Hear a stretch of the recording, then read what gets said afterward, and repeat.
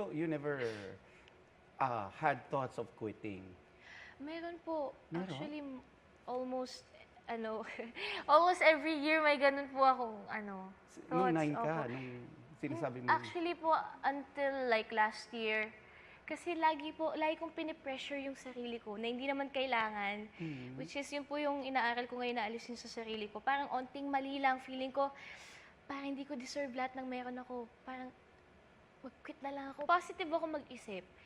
Pero may mga times po ko na parang dinadoubt ko yung sarili ko, ganun. So iniisip ko na lang, deserve ko ba lahat ng meron ako? Mga ganun, parang sobrang akong pinipressure yung sarili ko na mag-improve. Kasi bata pa lang ako, parang lahat ng mata na sa akin. Parang kailangan lagi kong galingan. Parang, parang nasanay po ako sa pressure. So minsan, nagiging too much po siya, na parang onting mali.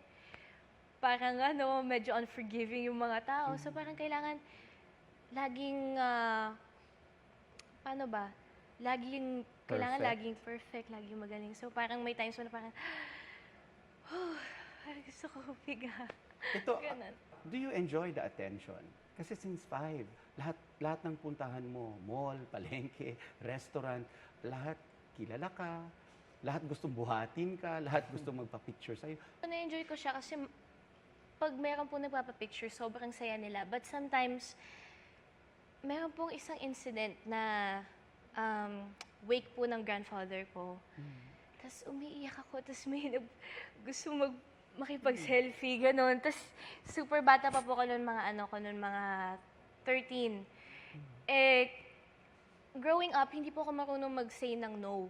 So imagine niyo po, andun yung kabang ng lolo ko, umiiyak ako, tapos may papaselfie, so parang, sige po. I grew up na hindi po ako marunong mag-no. So somehow, yun po yung natututunan ko ngayon, na kailangan mo rin ng boundaries to protect your emotional, mental health.